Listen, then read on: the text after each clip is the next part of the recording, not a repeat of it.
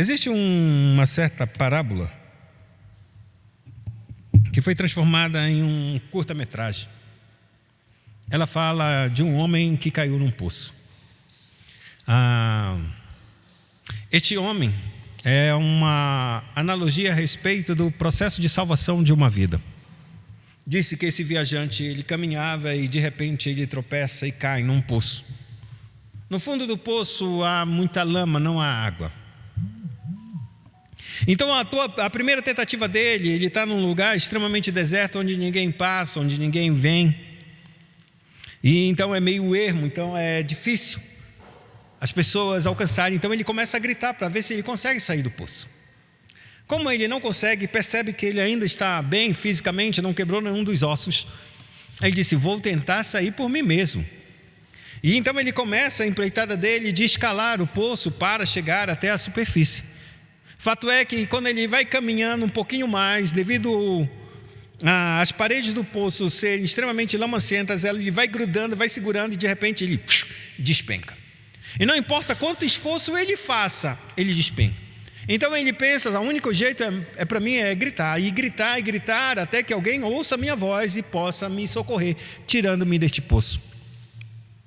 Então diz a história que ele começa a gritar, gritar, gritar, e ninguém o ouve, ninguém o nota, ninguém tem percepção que está ali. Mas por ocasiões de diferentes formas, algumas pessoas começaram a passar por esse mesmo caminho. E então eles depararam-se com este homem, agora exausto e caído no chão. E um primeiro que vinha passando jogou para ele, era um sacerdote. Esse sacerdote, ele dizia para ele, se preocupe não, é só meditar, e meditar cada vez mais, e quanto mais pensamento positivo você vai ter, você vai perceber que isso aqui não é real, que onde você está não é real, que isso é apenas uma ilusão da tua cabeça. Então por fim você vai conseguir perceber que você não é dessa realidade, você conseguirá traspassar isso. Então ele pensa dessa forma, e quando mais ele pensa dessa forma, mais ele percebe que ele está no fundo de um poço impossível de sair, que isso era realmente real e não tem como ele fundar. Não tem como ele sair por apenas uma perspectiva de um pensamento positivo no seu coração. Ele não tem condições de sair daquele poço. Então aquele líder religioso, sacerdote, foi-se. E ele então percebe que ele está frustrado, e essa tentativa agora fracassou.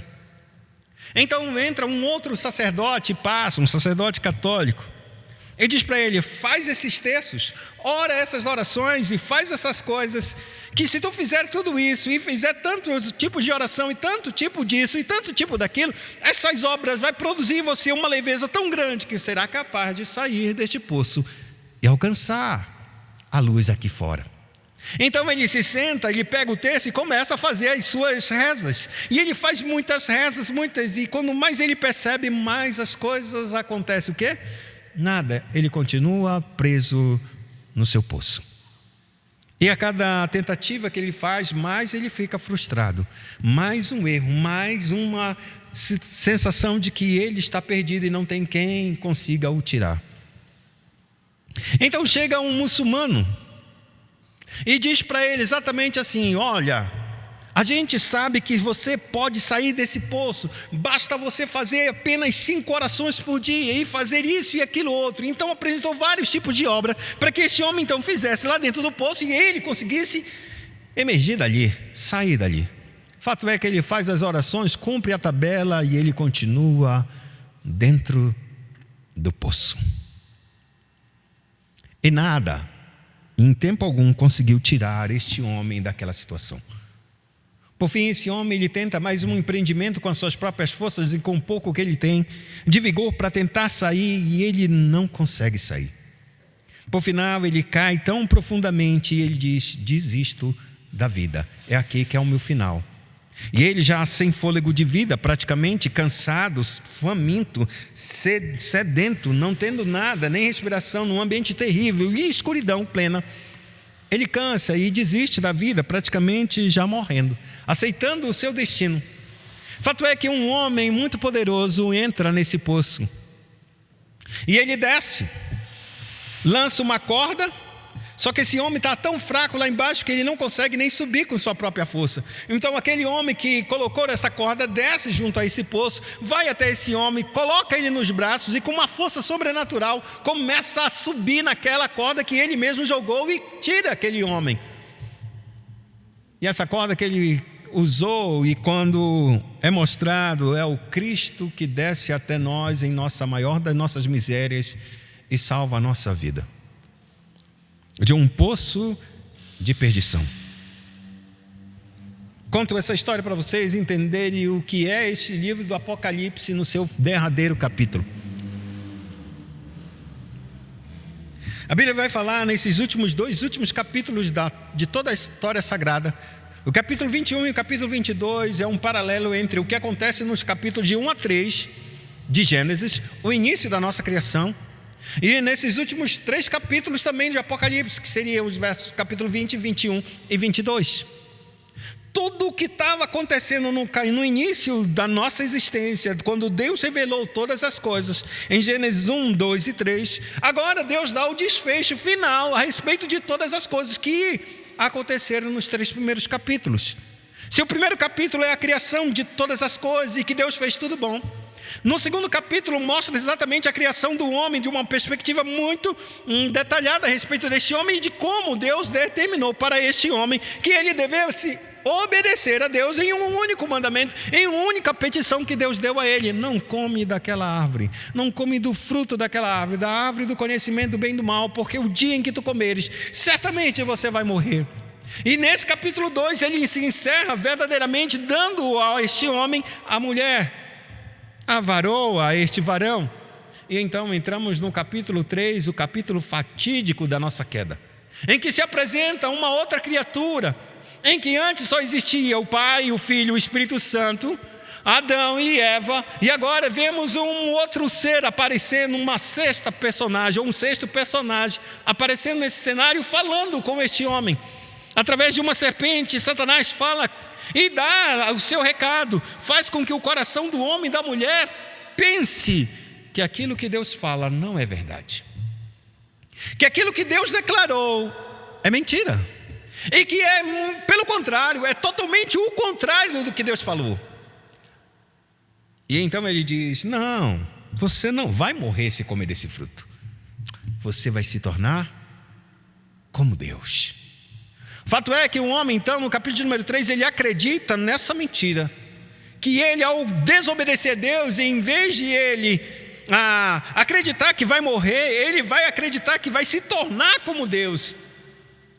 E a Bíblia declara que essa rebelião custou toda a nossa vida, custou a morte, custou um sistema destruído. Tudo que a gente vê aqui nessa terra, irmãos, não existe um nível de alegria neste mundo que não tem sido tocado com tristeza e maldição. Você já parou um movimento talvez mais, talvez sublime na face da terra, que é o nascimento de uma criança? Não tem coisa mais bonita do que ver essa. Um nascimento de uma criança. Não exatamente o parto, que eu posso dizer, só a ideia, né? Talvez o parto não seja tão bonito assim de se ver, mas o fato do nascimento, da geração, uma criança está sendo gerada e vai vir a este mundo. E quando vier este mundo, não tem coisa mais bonita, mais bela e mais prazerosa de ver. Olha, fizemos algo semelhante a nós, uma criança, uma coisa maravilhosa, uma coisa bela. E ao mesmo tempo que é tão bela, pode ser retirada de nós em frações de segundo. E aquilo que talvez fosse tão belo e maravilhoso, e tão bom, ele será tomado de nós, seja assim, num instante, em que a gente às vezes nem consegue pegar no braço, mas pode ser como o nosso irmão Jorge, eu acho que ele é o mais idoso daqui. Seus pais viram ele, na verdade ele viu os seus pais falecerem, os seus pais não viram ele falecer. Ou seja, aquela que era uma beleza, uma preciosidade, se perdeu. A dor e o sofrimento entraram naquilo que era uma grande esperança. Eu falo nessa noite com vocês a respeito do final desse capítulo, capítulo de número 22. No capítulo de número 20, Deus ele trata do juízo final. Daquilo que ele vai separar entre as pessoas que confiaram nele, daquelas que não confiaram e resolveram tomar a sua vida e viverem a sua vida apartado de Deus, de toda a sua verdade, de tudo aquilo que Deus determinou para que eles pudessem viver junto com ele. Como Adão e Eva recusaram-se a estar com Deus e a acreditar em Deus e se rebelaram contra Deus, o capítulo de número 20 do livro de Apocalipse revela exatamente o desfecho disso. E não o desfecho dos homens que se rebelaram contra Deus, mas também daquele que se levantou lá no início, de Satanás. O que vai acontecer com esse serpente? O que vai acontecer com esse inimigo? O que vai acontecer com o diabo? E a Bíblia vai falar claramente no capítulo de número 20, a destruição deste homem, de todos aqueles que o seguiram, que deram ouvidos a eles. Fim. Então a gente já sabe no livro de Apocalipse que aquela rebelião que aconteceu no capítulo de número 3 de Gênesis, lá no início de nossa jornada, no capítulo de número 20, é a adição final. O julgamento foi selado, e aqueles que pertenciam a Deus estão com Deus. Aqueles que não pertenceram a Deus e que andaram com Satanás e caminharam sob a sua vontade, serão lançados no lago de fogo e enxofre. Encerra-se o capítulo de número 3. A Bíblia vai trazer de trás para frente as condenações.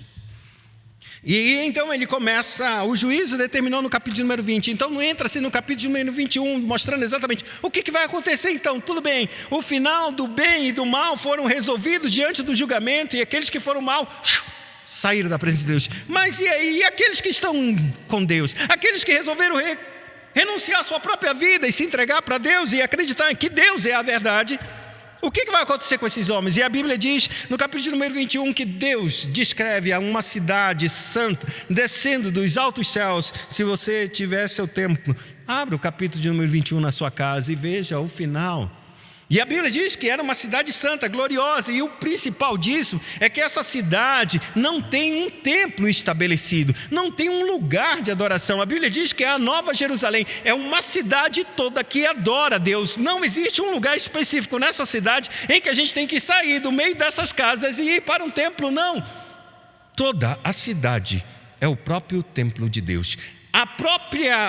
Todos os que estiverem lá, todos estarão em uma perfeita adoração em cada parte dessa cidade. Será totalmente em adoração ao Senhor.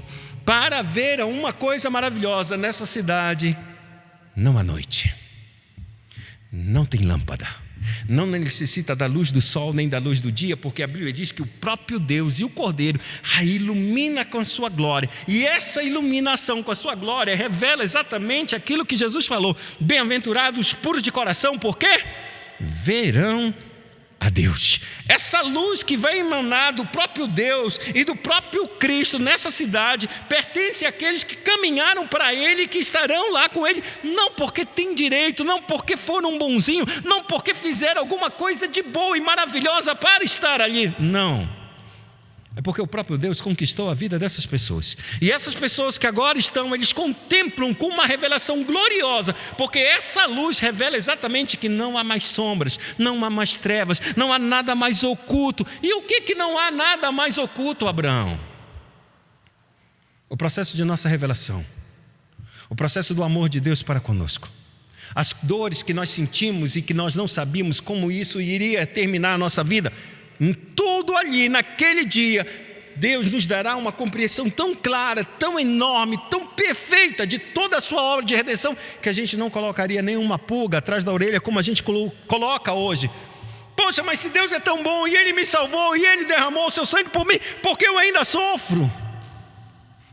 Por que coisas ruins acontecem se eu caminho com Deus? Por que essas coisas, essas perguntas que sobem no meu coração e sobem também no teu coração, amados, são resultados que a gente não tem uma revelação completa da parte de Deus. Então a gente precisa caminhar, como diz a Escritura, sob a fé, dizer claramente pela fé que Deus é bom e todas as coisas contribuem para o nosso bem, porque se isso não é verdade, não há razão de eu acreditar que um Cristo desce dos altos céus, se faz homem, toma o meu pecado, sobe uma cruz, morre, depois ressuscita e diz: tu és meu filho amado, entreguei a minha vida por ti. Não faz razão, não tem sentido isso. Mas como eu não entendo todas as coisas que acontecem, mesmo tendo um Deus tão bom e tão poderoso, capaz de morrer pela minha vida, vendo que eu não tenho nada de bom para entregar, sendo Ele Deus, o que Ele pode querer de mim? O que eu posso dar a uma pessoa que tem tudo? Isso faz me lembrar de uma certa passagem em que Eliseu, um profeta de Deus no Antigo Testamento, caminhava de uma ponta a outra de Israel, fazendo o seu ministério. E sempre quando ele passava uma determinada cidade, uma senhora, um casal de idosos, vamos colocar assim, olhava para ele e disse: esse é um santo homem de Deus, que ele possa pousar em nossa casa, que ele fique aqui por nós. Então ele constrangia aquele Eliseu a entrar na sua casa e a comer pão e a se refrescar por um tempo, para que depois ele consiga ou prossiga a sua jornada. Assim eles sempre faziam. Então Eliseu, quando passava por essa cidade, que ele estava indo para outra cidade, ele sempre parava nessa casa desses idosos.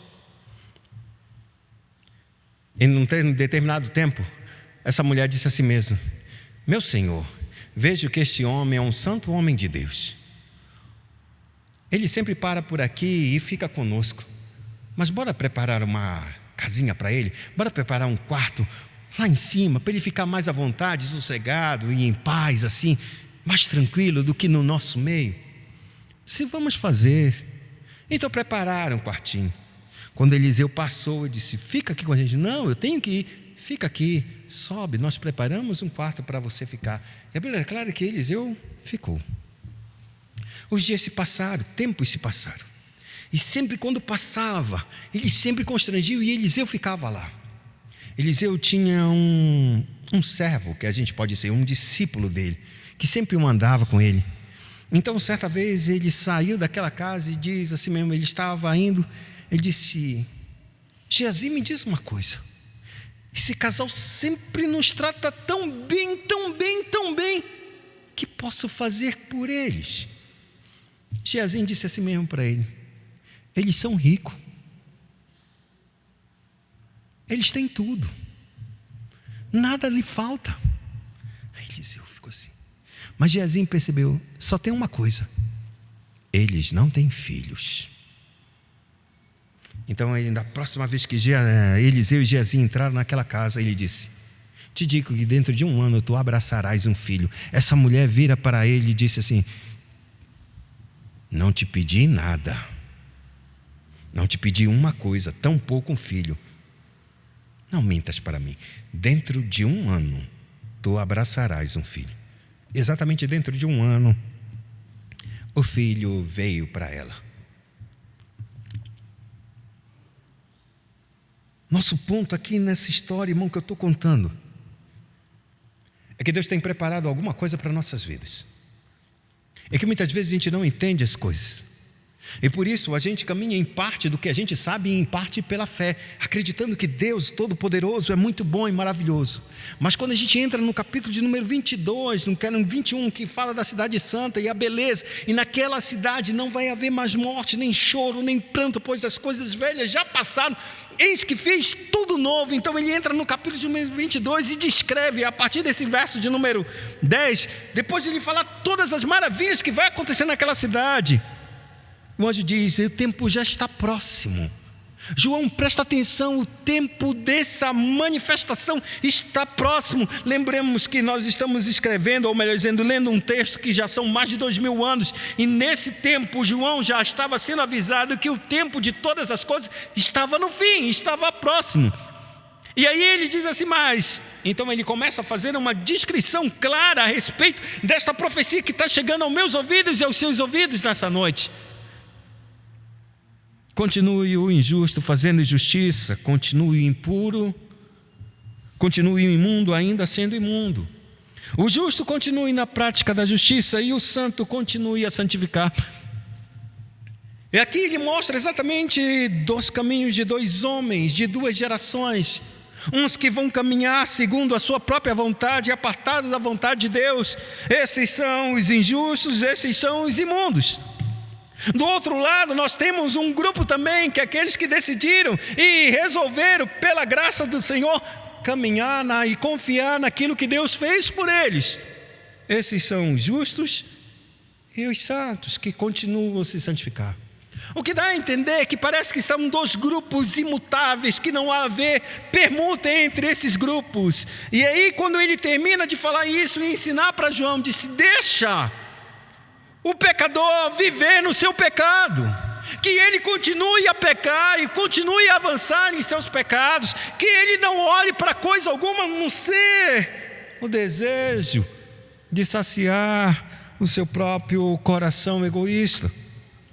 Quanto àqueles que estão caminhando para mim, que estão caminhando, confiando nas promessas, nas minhas palavras, esse continue se esforçando, resistindo a este mundo, abrindo mão dos seus desejos mais egoístas, só por mim. Continue ele a praticar isso. E então, o Cristo abre a sua boca e diz: eis que venho sem demora. E comigo está a recompensa, o galardão, que eu tenho para retribuir cada um segundo as suas obras. Quando o anjo fala desses dois grupos de pessoas, parece que estão em uma situação imutável, que não podem passar de um lado para o outro. Cristo mesmo se levanta no meio dessa situação e diz: eu estou vindo e não vai demorar. E para que vocês saibam que eu vou dar as coisas que eu tenho e que eu recebi, porque eu conquistei, é o meu galardão, eu vou dar a cada um segundo as suas obras, porque eu sou o alfa e o ômega, o primeiro e o último, o princípio e o fim. Ele está dizendo: eu comecei o processo da salvação, foi eu que decidi vir aqui, dar a minha vida, morrer, ressuscitar e voltar aos céus, mas eu vou completar essa obra quando eu retornar, porque eu vou retornar, porque eu sou o primeiro e sou o último. Eu comecei a boa obra e eu vou completá-la. Eu transformei a vida de vocês e eu vou glorificar a vida de vocês. O que Cristo se apresenta aqui, ele se apresentando que todo o processo de mudança entre um ponto e o outro, ou seja, entre esses dois grupos, os perdidos e os salvos, parte somente dele, que ele começou esse processo e ele vai terminar esse processo. E nesse ponto, ele diz como esses grupos se separaram. Porque um grupo permaneceu imundo e porque um grupo está se tornando santo. Ele diz, verso 14: bem-aventurados aqueles que lavam as suas vestiduras no sangue do Cordeiro, para que lhe assistam direito à árvore da vida e entre na cidade pelas portas. Aí ele vai dizer o que acontece com um grupo e com outro grupo, como este grupo passou para ser esse lado de santificado, de caminhar em justiça. A questão foi somente essa, que esses grupos, ao ouvirem o Evangelho, ao ouvir o sacrifício de Cristo, ao derramar desse sangue, eles resolveram lavar as suas vestes. As vestes significa dizer nada menos e nada mais do que a nossa própria vida, a nossa própria conduta, a nossa forma de se apresentar diante de Deus, que nós, por nossas mãos, como diz o livro do profeta Isaías, que nós somos como imundo e todas as nossas justiças são como trapos de imundícia, de maneira que quando eu me apresento diante de Deus por mim mesmo, com as minhas obras, eu não passo de um homem que estou como naquele poço que caiu, e eu estou sujo e não tenho forças para sair daquele poço, porque os meus pecados denunciam que eu sou culpado. Mas a Escritura diz que quando eu reconheço isso, e não somente reconheço que eu sou um pecador, que eu reconheço que eu não tenho condições nenhuma de chegar ao lugar onde Deus está e permanecer na sua presença, porque eu sou um pecador e Ele é um santo. Quando eu não somente entendo isso, mas também entendo uma segunda parte, que há um homem que pode perdoar os meus pecados e nele me apresentar santo, justo e perfeito, na presença daquele que é perfeito, santo e justo. Quando une-se essas duas coisas, então a gente passa das trevas para a luz.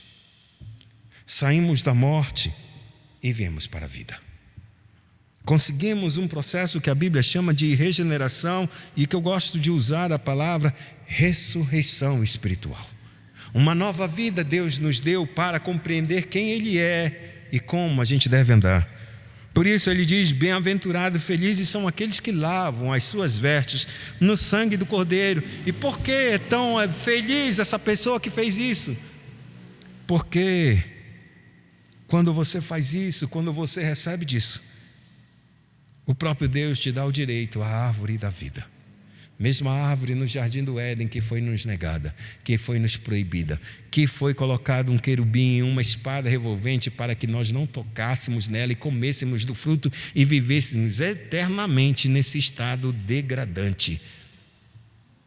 Mas o próprio Cristo, a Bíblia declara que Ele, agora lavado com este sangue, perdoados os nossos pecados, nós temos liberdade agora para entrar e comer deste fruto da árvore da vida, e não somente comer deste fruto, entrar nessa cidade que vai descer do céu e que é cheia de glórias, cheia de maravilhas. Entrar nessa cidade pelas portas. E então ele volta de novo à decisão daqueles que não tomaram. De fora vão ficar os cães, os feiticeiros, os impuros, os assassinos, os idólatras e todo aquele que ama e pratica a mentira. Ele separa uma categoria de pessoas como mostrando exatamente os cães como aqueles que são revoltados contra o Evangelho, que não aceitam nenhuma perspectiva de quem Deus é por meio da Sagrada Escritura. Podem aceitar qualquer perspectiva de Deus, mas não o Deus das Escrituras, como ela está falando. Então eles se revoltam contra este absoluto de Deus, essa divindade, que a verdade é única, exclusiva e não há outro meio. Esses são os cães, são os raivosos. Mas também tem os feiticeiros, tem os impuros, tem os assassinos, tem os idólatras. E ele fecha dizendo: todo aquele que ama e pratica a mentira. É interessante porque o que ele fala nesse último, ele mostra exatamente a condição daqueles que vão estar de fora. Quem ama e pratica a mentira. Lembremos que o próprio Cristo disse: eu sou o caminho, a verdade e a vida. Se a gente ama e pratica a mentira, logo a gente odeia a verdade e não está na verdade, e andamos em trevas e não sabemos para onde vai, porque as trevas nos cegaram. Então ele vai e termina dizendo: eu, Jesus, enviei o meu anjo para vos testificar estas coisas às igrejas. Eu sou a raiz e a geração de Davi, a brilhante estrela da manhã. O que Jesus ele começa a notar e mostrar para nós que ele veio como eu sou a raiz e a geração de Davi. Se você não percebeu, a raiz de Davi seria o tronco pelo qual vinha a linhagem de Davi, de um rei messiânico, de um Davi que deveria ser o seu filho sentado no seu trono e permanecer nesse trono para toda a eternidade. No dia em que Jesus veio e nasceu, ele não nasceu num trono, nasceu numa manjedoura, num estábulo. Ele veio de uma terra seca, não tinha mais uma descendência em que pudesse se estabelecer, está no trono. Não, quem estava sentado no trono, por pior do que a gente possa ver, ou a da pior das ironias, é exatamente um edomita sentado no trono, alguém que não é da descendência de Israel, como a gente pode dizer, da filho da promessa, mas filho de Esaú, Herodes, sentado no trono de Israel, por bajulação, que a gente pode dizer, por armadilhas e meios escusos, ele se coloca nesse trono e se põe nesse trono e se acha dono desse trono, sendo ele nem descendência de Davi. Por isso que a Bíblia diz que eu sou a raiz e a geração de Davi, daquela geração em que se perdeu e que não tinha mais possibilidade nenhuma. Deus levantou o Cristo para colocar e estabelecer que sua palavra é fiel e verdadeira. E não somente disso, ele diz: ele é a brilhante estrela da manhã. E quando ele aponta esse ato de ele ser a brilhante estrela da manhã, ele vai ao encontro dos nossos corações nas maiores dificuldades da nossa vida, nas noites mais escuras que nossa alma pode passar. Você pode passar e pensar no tempo mais difícil da sua vida. no tempo mais difícil da sua vida. A Bíblia diz que Deus se apresenta como a brilhante estrela da manhã. O que significa dizer isso? É que Deus ele faz uma analogia quando o sol se rompe ao amanhecer.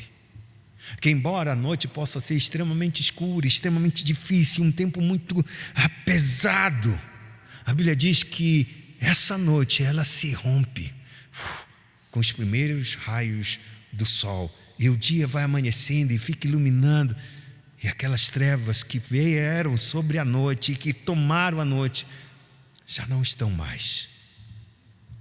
O que Deus mostra aqui, a situação mais terrível que a gente poderia ter experimentado e ter vivido essa vida, porque nenhum de nós foge dessas categorias de cão, feiticeiro, impuro, assassino, idólatra, que ama e pratica. A gente não é diferente desse grupo que vai estar de fora. A Bíblia declara apenas que o sol raiou no meio da maior densas trevas que nós pudéssemos viver. Essa estrela brilhou e nós vimos sua glória, e isso levou o nosso coração ao arrependimento e a acreditar que somente Ele é capaz de nos salvar e nos dar uma nova vida.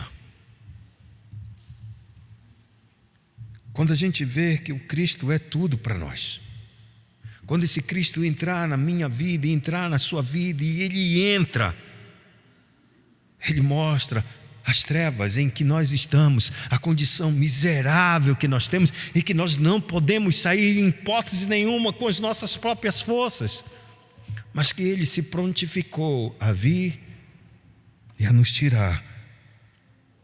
Então Ele chega no verso 17 e diz: o Espírito e a noiva. O Espírito foi aquele que foi enviado para me convencer do meu pecado, da justiça e do juízo.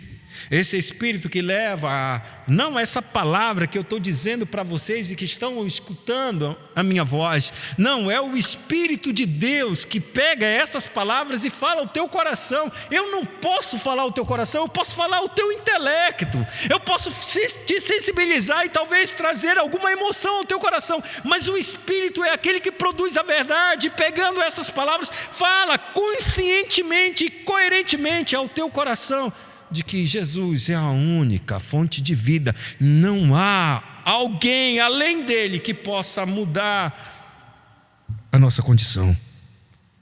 Por isso o Espírito e a noiva, que uma vez foi alcançada, ela agora tem a missão, juntamente com o Espírito, de declarar esse Evangelho, e por isso ela faz o convite. O Espírito e a noiva dizem: vem. Vem para onde? Vem até Ele. Vai até Ele.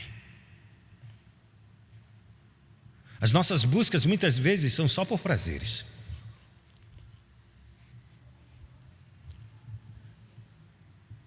A busca de muitas pessoas pela droga, ou pelo vício, pelos jogos, ou por esportes radicais, é uma busca falsa. Estão procurando Deus no lugar errado. É um desejo muito grande de encontrar com a verdade e viver essa verdade e descobrir o amor dessa verdade, mas procuram em lugares errados, e toda vez que vão atrás, cada vez mais se decepcionam, porque o final nunca o satisfaz. Por isso o Espírito e a noiva que experimentou o Cristo, como disse o salmista: provai e vede que o Senhor é bom. Quando nós provamos esse Senhor, então a gente sabe em nosso coração o que realmente é a salvação, o que é que se Deus faz e perdoa os nossos pecados. Como? Pela graça de Deus, os nossos pecados são perdoados, e nós não entendemos, mas percebemos quanta paz Ele nos deu, e não precisamos de mais nada a não ser descansar nele. Por isso Ele diz, o Espírito e a noiva diz, o convite: venha a Ele. Aquele que ouve, diga: venha. Ou seja, aqueles que já ouviram o convite e que receberam esse convite, que estão empenhados, só tem uma grande missão nessa terra: chamar outros para venham até Cristo. Aquele que tem sede, venha. E quem quiser, receba de graça a água da vida. Aquele que tem sede, venha. O convite não é para todos. Eu poderia dizer que o convite é para todos, mas o convite não é para todos. O convite é especificamente para um grupo específico de pessoas. Quem é esse grupo, Abraão? Só os que têm sede. Quem não tem sede, não vem. Esse convite não é para você. Se você não tem sede, não vem. Não é para você. Mas ele diz: quem tem sede, venha. E quem quiser, receba de graça a água da vida. Estamos nos mês de missões. E o mês de missões é destinado a gente pregar, para ensinar que nós temos o maior convite de todos a quantos estão sedentos. Sedentos de Deus, irmãos. Sedentos de beber a água da vida, que nada mais é do que a própria salvação. Sedentos para que nós possamos entregar e Ele possa nos satisfazer. Quando, não sei se vocês já tiveram numa situação de extrema sede.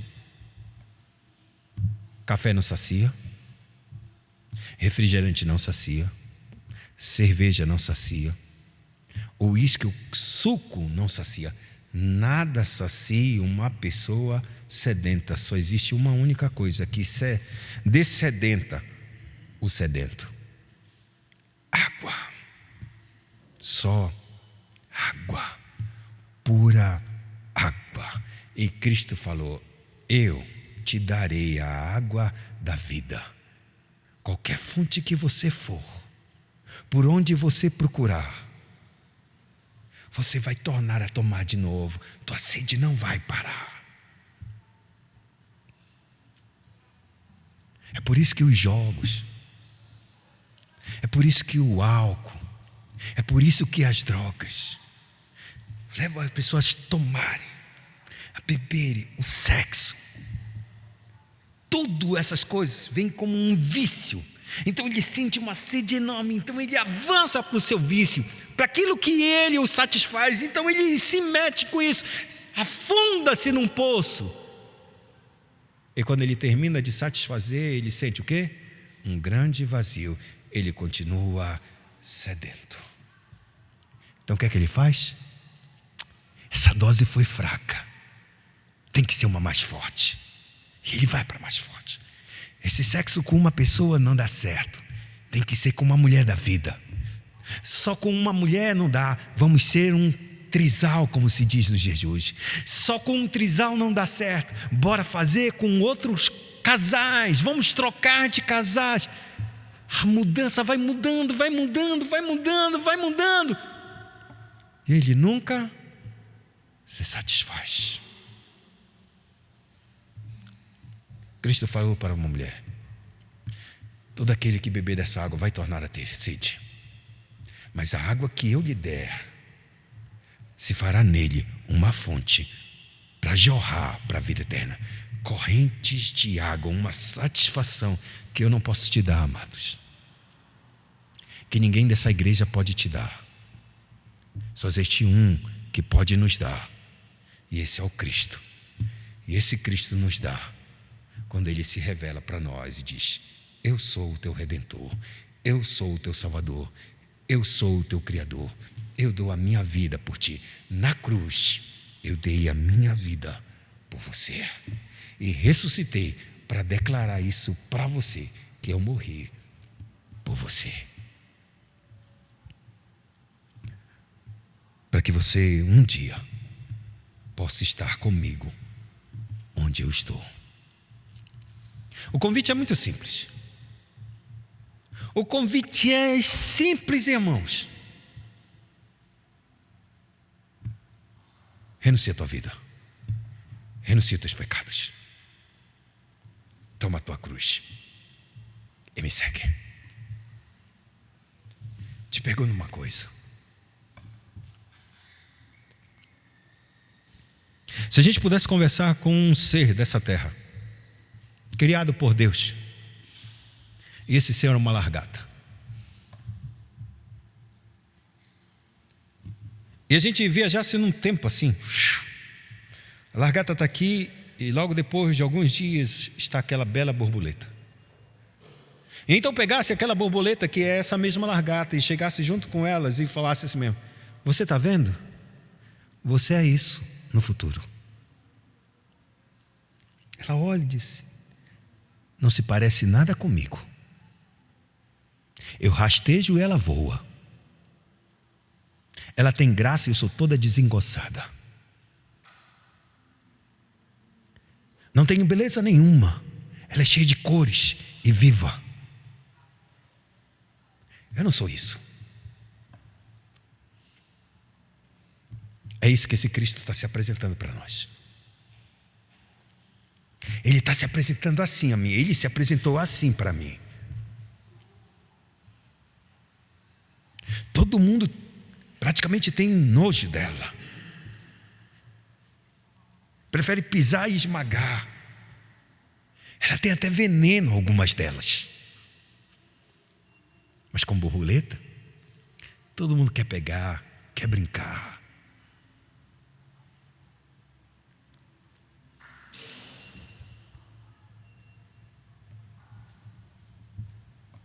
Você, amados,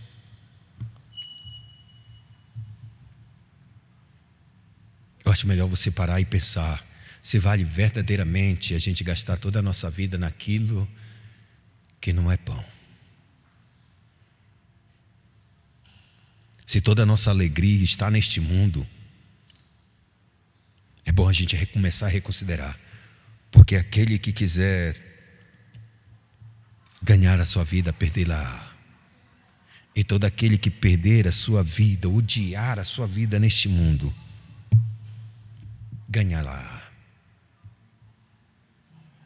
O que adianta o homem ganhar o mundo inteiro e perder a sua alma? Naquele dia ele vai separar, irmãos. Mas assim como ele entrou no jardim do Éden e disse: você não tem como se vestir, você se vestiu com folhas de figueira e não conseguiu tapar a tua nudez. Agora eu vou matar um cordeiro, fiz vestes para você e coloquei para você, agora vai-te embora, estou proibindo. Mas um dia vai se levantar um Redentor, e as vestes dele não será as vestes dele, será a própria vida dele que se vestirá você, para que você seja o meu filho amado. Incline sua cabeça, oremos ao Senhor.